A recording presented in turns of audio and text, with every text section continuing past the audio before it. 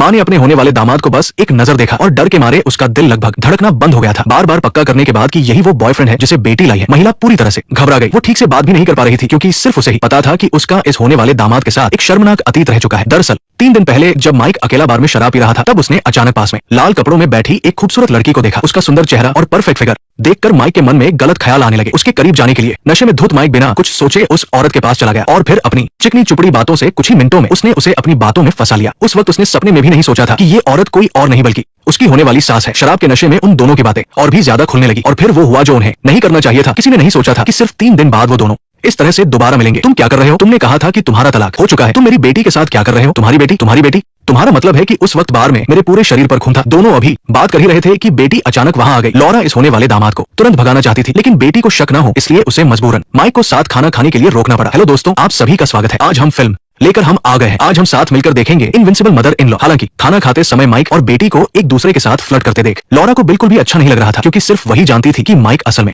कैसा है। लेकिन पति के पास होने के कारण वो कुछ बोल भी नहीं पा रही थी। फिर भी अपनी भड़ास निकालने के लिए उसने हर जगह माइक को ताने मारे। दोनों के बीच माहौल काफी गर्म था। पति अपनी पत्नी को होने वाले दामाद के साथ बदतमीजी करते देख चुप नहीं रह पाया और उसने उसे टोक दिया। किसी ने नहीं सोचा था कि पत्नी उसकी बात सुने बिना ही उठकर अपने कमरे में चली जाएगी। ये सब देखकर पति को बहुत शर्मिंदगी हुई और अपनी इज्जत बचाने के लिए वो भी उसके पीछे पीछे चला गया। उसे समझ नहीं आ रहा था कि उसकी पत्नी माइक को क्यों ताने मार रही है। लड़का तो बिल्कुल सीधा सादा लग रहा था, लेकिन पत्नी की नजरों में वो एक जानवर से भी बुरा इंसान बन गया था। इस बीच बेटी को भी कुछ गड़बड़ लगी। माँ वैसे तो बहुत शांत रहती है, फिर आज उसे क्या हो गया? लेकिन जब वो अपनी माँ के बर्ताव के लिए अपने बॉयफ्रेंड से माफी मांग रही थी, तभी उसके माता पिता अचानक बाहर आ गए। माइक ने मौका देखकर वहां से निकलने का एक बहाना ढूंढा। उसने झूठ बोला कि उसके दांत में दर्द है और उसे अभी दवा लेने जाना है। मैं तुम्हें बात करने का समय दूंगा। सच कहूं तो मैं तुम्हें शर्मिंदा नहीं करना चाहता। ये बहुत अजीब है। किसी ने नहीं सोचा था कि उसका होने वाला ससुर उसे खुद दवा दिलाने ले जाने की जिद करेगा। अपनी चोरी छुपाए रखने के लिए माइक को मजबूरन ससुर की गाड़ी में बैठना पड़ा। जल्द ही दोनों दवा लेकर घर लौट आए, लेकिन जब उसे लगा कि अब वो घर जा सकता है, तब उसकी गर्लफ्रेंड ने उसे रात रुकने की जिद की। माइक ने मना करने की सोची ही थी कि उसके ससुर ने भी उसे रोक लिया। इस तरह माइक को मजबूरन वही रुकना पड़ा। लेकिन आधी रात को जब होने वाली सास माइक का दरवाजा खटखटाने ही वाली थी कि अचानक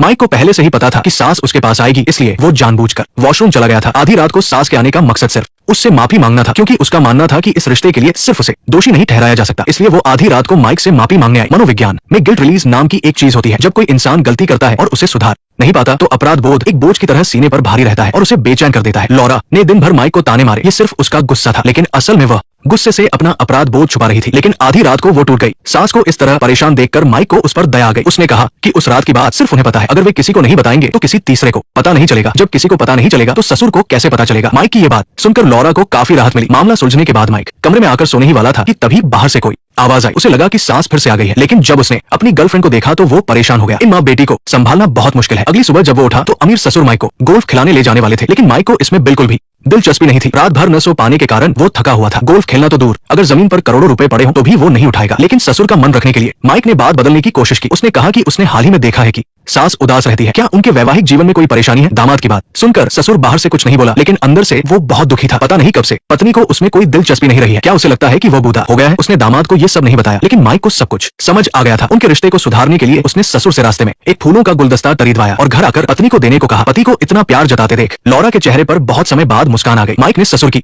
मदद, क्योंकि मनोविज्ञान में इसे कॉम्पेंसेशन साइकोलॉजी कहते हैं। जब कोई इंसान गलती करता है और उसे सुधार नहीं पाता, तो वो दूसरी जगह उसकी भरपाई करने की कोशिश करता है, जैसे किसी की मदद करके उसे लगे कि वो इतना बुरा नहीं है। माइक का ससुर को फूल देने के लिए कहना उन्हें मिलाने के लिए नहीं था, बल्कि खुद को तसल्ली देने के लिए था। इस तरह के बर्ताव को गिल्ट ट्रांसफर कहते हैं। अगर उनके बीच का रिश्ता अच्छा हो गया तो उसे उस रात के लिए पछतावा नहीं होगा, लेकिन अफसोस पछतावा एक फूल से तत्व नहीं होता। माइक को लगा कि ऐसा करने से सास उसे परेशान नहीं करेगी, लेकिन उसने सपने में भी नहीं सोचा था कि सास इतनी चंचल है। अपने मन की शंका को दूर न कर पाने के कारण लॉरा ने बेटी और माइक को अलग करने का फैसला किया। जब माइक नहाने गया तो वो चुपके से उसके कमरे में गई। उसकी जेब से फोन निकालकर उसने तुरंत माइक बंद कर अपनी बेटी को ब्रेकअप का मैसेज भेज दिया। इस बात से अनजान माइक ने देखा कि उसकी गर्लफ्रेंड उसका फोन नहीं उठा रही है। क्या तुमने बताया? मैं भला क्यों बताऊंगी? माइक जानता था कि ये सब सास का किया धरा है, लेकिन जब उसने साफ मना कर दिया तो वो तुरंत अपनी उदास गर्लफ्रेंड के पास गया जो शराब पी रही थी, और फिर उसने अपने और उसकी माँ के बारे में सब कुछ सच सच बता दिया। कैसी? ये सुनकर हैरान रह गई। उसके बॉयफ्रेंड ने न सिर्फ उसे धोखा दिया, बल्कि वो इंसान उसकी माँ थी। ये खबर किसी झटके से कम नहीं थी। उसे अपने कानों पर यकीन नहीं हो रहा था। गुस्से में वो वापस बार में चली गई। जब माँ ने पीछे आते हुए माइक को देखा तो उसे कुछ गड़बड़ लगी। वो जानती थी कि माइक ने सब कुछ सच सच बता दिया है। अपराध बोध के कारण रात को उसने